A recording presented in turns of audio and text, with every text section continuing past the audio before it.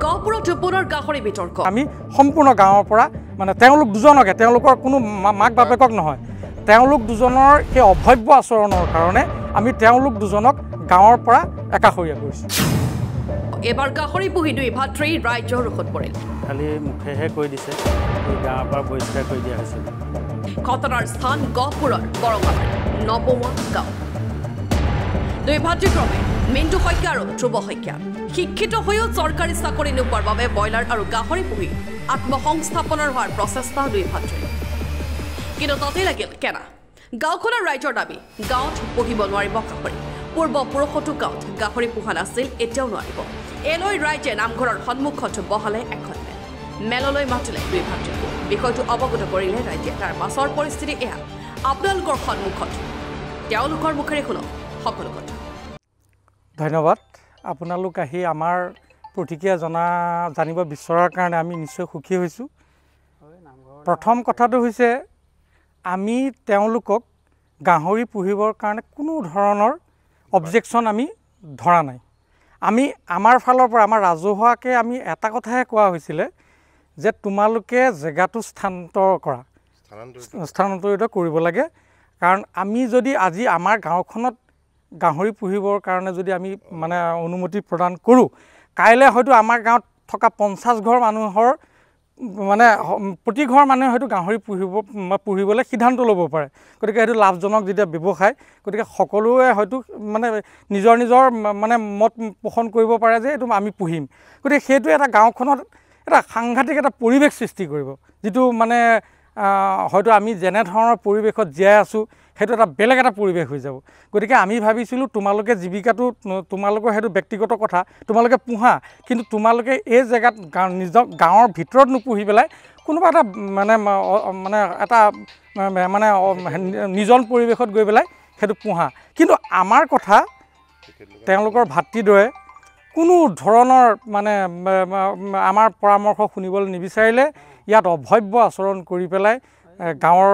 জ্যেষ্ঠসকলক গাঁৱৰ কনিষ্ঠসকলক তেওঁলোকে অৱমাননা কৰি পেলাই ইয়াৰ পৰা তেওঁলোকে আমাৰ নামঘৰৰ মানে পৰা তেওঁলোক গুচি গ'ল এটা গুচি যোৱাৰ পিছত আমাৰ ৰাইজৰ ফালৰ পৰা কিছু সিদ্ধান্ত ল'বলগীয়া হৈছে যে তেওঁলোকে যেতিয়া এখন ৰাইজক অপমান কৰিছে গতিকে অপমান কৰাৰ কাৰণে আমি সামান্যতম মানে শাস্তি এটা বিহাৰ আমি ব্যৱস্থা কৰিছোঁ এতিয়া কেনে ধৰণৰ শাস্তি দিছে শাস্তিটো মানে এনেকুৱা ধৰণৰ যিহেতু তেওঁলোকে গাঁৱৰ বুঢ়া বয়োজ্যেষ্ঠসকলৰ পৰা আৰম্ভ কৰি পেলাই একেবাৰে সৰু সৰু ল'ৰা ছোৱালী থকা এই জেগাটোত তেওঁলোকৰ যিটো অভব্য আচৰণ কৰিলে সেই অভব্য আচৰণ যাতে দ্বিতীয়জন মানুহে এনেকুৱা সামাজিক ক্ষেত্ৰত কৰিব নোৱাৰে সেইকাৰণে আমি এটা মানে শাস্তি বিহাৰ ব্যৱস্থা কৰিছোঁ যাতে তেওঁলোকে যিদিনালৈকে আমাৰ এই আমি যিটো চৰ্ত তেওঁলোকক মানে আৰোপ কৰিছোঁ যে তোমালোকে গাঁৱৰ বাহিৰত মানে কোনোবা এটা অজান জেগাত গৈ পেলাই পোহা কিন্তু গাঁৱৰ ভিতৰত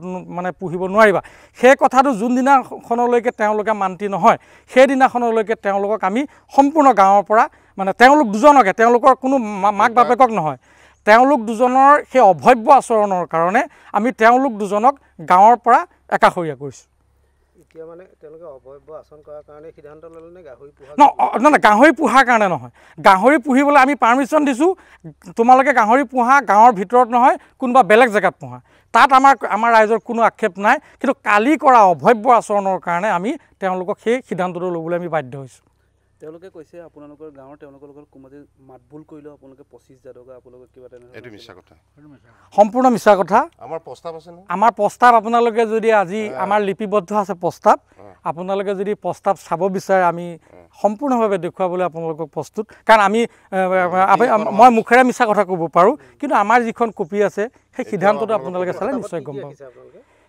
সেই প্ৰস্তাৱত আমি এটা কথাই ৰখা হৈছে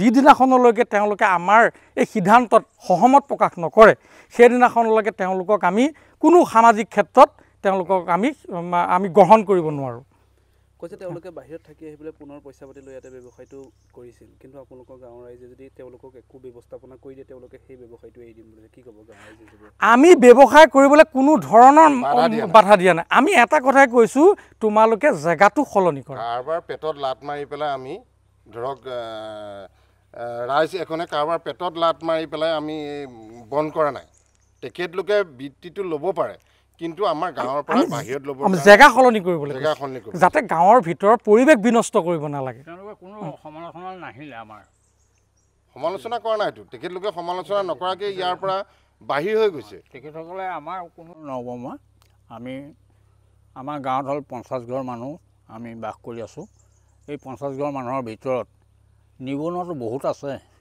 সকলো নিবনুৱাইতো এনেকুৱা কৰ্ম কৰিবলৈ আগবাঢ়ি অহা নাই তেওঁলোকে কৰিছে কৰাত আমি মানাও কৰা নাই তেওঁলোকক কৰিবলৈ কিন্তু তেওঁলোকক আমি কৈছিলোঁ তোমালোকে জেগাটো নকৰাৰ আগত তোমালোকে আমাৰ ৰাইজৰ 2-4জন ব্যক্তিক পৰামৰ্শ কৰিব লাগিছিলে পৰামৰ্শ কৰি তোমালোকে দুখনকৈ ব্ৰইলাৰ ফাৰ্ম খুলিছা আমি মানা কৰা নাই তোমালোকে ঘৰত মুৰ্গী পুহিছা হাঁহ পুহিছা ছাগলী পুহিছা গৰু পুহিছা সেইবিলাকো আমি মানা কৰা নাই আমাৰ যিখিনি সমাজক আমাৰ ক্ষতি নোহোৱা কৰ্ম তেওঁলোকে কৰিলে আমাৰ কোনো ক্ষতি নাই কিন্তু তেওঁলোকে আমাৰ সমাজত যিটো আমাৰ কৰিলে আমাৰ চাৰিগাঁৱৰ মানুহে আমাক নিন্দা কৰিব সেই বুলিহে আমি তেওঁলোকক এই কথাখিনি আমি সমালোচনা কৰিবলৈ তেওঁলোকক নিমন্ত্ৰণ কৰি আমি মাতি আনিছিলোঁ আমি সকলো ৰাইজ গোট খাই পেলাই তেওঁলোকক এই পৰামৰ্শখিনি কৰিবলৈ বিচাৰোঁতেন তেওঁলোকে আমাৰ পৰামৰ্শ নামানি তেওঁলোকে উঠি গৈ পেলাই ৰাইজৰ ওপৰত টেষ্ট কৰি মেলি পেলাই তেওঁলোকে আমাক মানে আঙুলি ঠাৰ দি কথা কৈ পেলাই গুচি গ'ল আপোনালোকৰ সমাজখন কোনটো পন্থৰ হয় আপোনালোকে মানে আমি বামুণীয়া পন্থ বামুণীয়া পন্থ অসম বৈদিক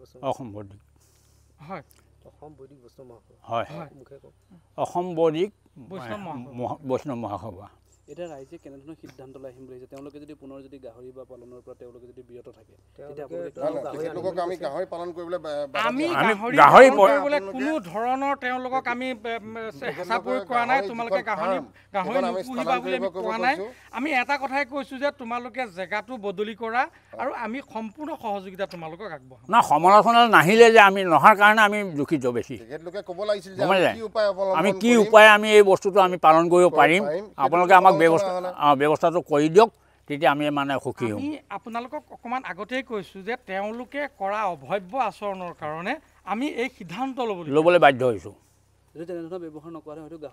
নিশ্চয় তেওঁলোকে যদি মানিলেহেঁতেন যে আমি জেগাটো বদলি কৰিম 100% ৰাইজ সহমতত থাকিলেহেঁতেন আৰু আমি তেওঁলোকক আমাৰ আগৰ যিটো পৰিৱেশ সেই পৰিৱেশ মতে তেওঁলোকক চলাই নিলোহেঁতেন তেওঁলোকৰ মতে ঘৰ বাৰী পিছফালে কৰিছে বুলি কৈছে না বাৰী পিছফালে কৰিছে কিন্তু আমাৰ গাঁৱৰ ভিতৰত হ'ল বাৰীৰ পিছফালে বা বাৰীৰ আগফালে বুলি কথা নাই আমি গাঁৱৰ ভিতৰত আমি সেইটো কৰিবলৈ আমি মানা কৰিছোঁ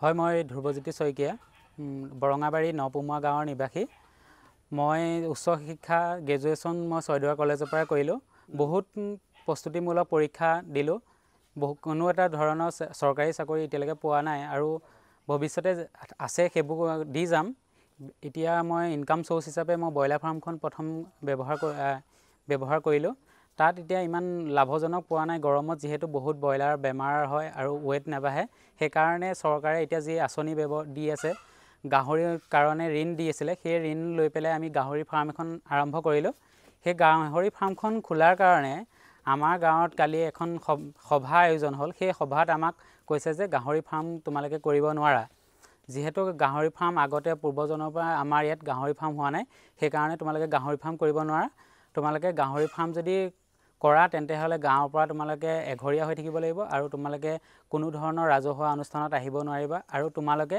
কোনো এজন গাঁৱৰ সদস্যক মাতবোল কৰিব নোৱাৰিবা যদিহে তোমালোকে মনে মনে তোমালোকৰ লগত কোনো গাঁৱৰ সদস্যই মিটিয়ালি কৰিবলৈ যায় তেওঁলোকে 25,000 টকাকৈ দিব লাগিব এতিয়া মই চৰকাৰলৈ এইটোৱে অনুৰোধ যে আপোনালোকে ইমানখিনি ঋণ দিছে কিন্তু এই আগৰ দিনৰে পৰা চলি আছে বুলি কৈছে সেইবোৰ এতিয়া বাদ দিব নোৱাৰিনে এতিয়া যুগটো হ'ল বৈজ্ঞানিক যুগ এতিয়া আমি গাহৰি ফাৰ্মখন খুলিছোঁ বৈজ্ঞানিক যিটো আমাৰ সীমাৰ পৰা একেবাৰে মূৰত আছে তাৰ পৰা কোনো ধৰণৰ আমাৰ কিবা হ'ব বুলি আমি নাভাবোঁ কাৰণ আমাৰ একেবাৰে মূৰত আছে আৰু গাঁৱৰ আমি একেবাৰে লাষ্টত আছোঁ বুলি ক'ব পাৰি তাৰ পৰা গাঁৱৰ কিবা অসুবিধা হ'ব বুলি মই এই কথা নাভাবোঁ আৰু গাঁৱৰ ৰাইজক সকলোলৈ এটাই অনুৰোধ থাকিলে আমাক ইমানখিনি যে কৰিলে কাৰো ঘৰলৈ যাব নোৱাৰি কোনো এটা একো কৰিব নোৱাৰি আমাক কোনো মাতিব নোৱাৰি তাৰ কাৰণে আপোনালোকে পুনৰ বিবেচনা কৰি পেলাই যেন আমাক এই পৰা ৰক্ষা কৰে তাকে মই ৰাইজৰ ওচৰত অনুৰোধ থাকিলে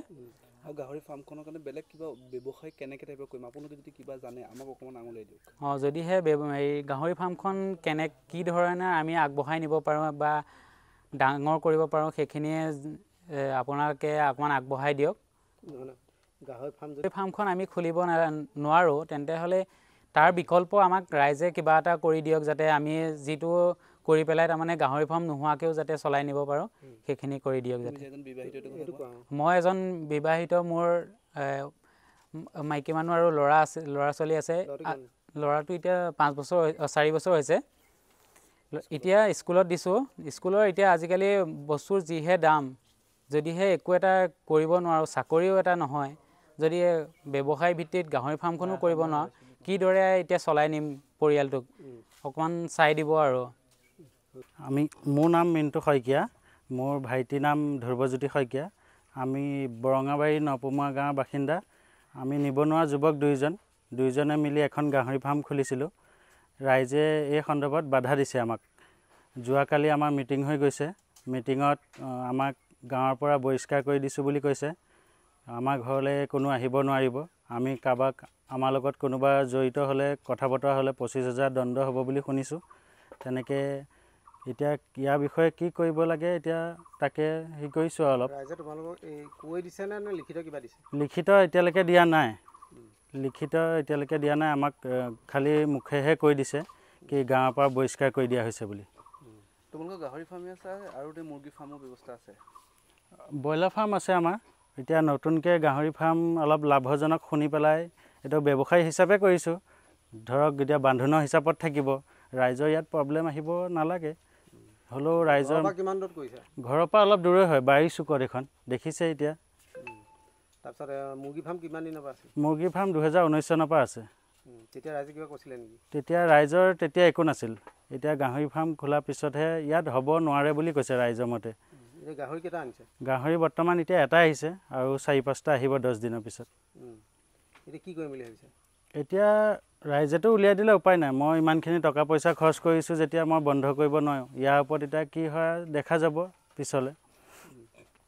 নামঘৰলৈ যাব নোৱাৰে বুলি কৈছে? নামঘৰলৈ যাব নোৱাৰে বোলে, একেবাৰে পানী ঘাট বন্ধ কৰি দিছে। মানে আমাৰ ঘৰত আহি কোনো পানী খাবও নহ'ব। আমাৰ ঘৰত মিতিয়ালি কৰিলে 25,000 দণ্ড হ'ব বুলি শুনিছোঁ। তোমালোকে কি সন্থা? আমি বামুণীয়া সন্থা। তাৰমানে কি বৈদিক? বামুণীয়া মানে কালি তোমালোকৰ কিবা মেল মিটিং হৈছিলে নেকি? মিটিং হৈছিলে, আমাক মাতিছিলে তালৈ। মিটিং হোৱাৰ লগে লগে চবৰে আলোচনা ল'লে, ইয়াত গাহৰি ফাৰ্ম নহ'ব বুলি কৈছে। কোনোবাই কৈছে আমি আগতে মিচিং গাঁৱৰ পৰা আহি গৰু গছকি আহিলোঁ বুলি গা ধুবলগীয়া হয় গাহৰি বস্তুটো। মই ক'লোঁ এইটো বিজনেছ ব্যৱসায়ত একো মানে ডাঙৰ কথা নহয়, বান্ধোনতহে থাকিব। তাৰপৰা চবৰে মন্তব্য ইয়াত কোনো পধ্যে গাহৰি ফাৰ্ম হ'ব নোৱাৰে। আৰু নামত কিবা বাৰ্ষিক ভাওনা হোৱাৰ কথা? ভাওনা 1 তাৰিখে আছে। ভাওনাৰ লগততো এঘৰীয়া ভাওনা, তাৰ লগত একো হেৰি নাই। ভাও দিয়া কথা আছিল? ভাও তাৰ আগৰখন ভাওনাত ভাও দিয়া কথা আছিলে মোক, কিন্তু এজন মানুহে ভাও দিব নোৱাৰে বুলি ক'লে। মই বাহিৰৰ পৰা আহিছোঁ, তেনেকৈ কোৱাত দেখি কালি মই সেইটো কথা উলিয়ালোঁ। তেতিয়া মোক ক'লে যে আগৰ কথাবিলাক বাদ দিয়ে, তেতিয়া গাহৰি বিষয়ে পাতিবলৈ আহিছোঁ, গাহৰি বিষয়ে পাত বুলি। Bureau' report, N24 Assam.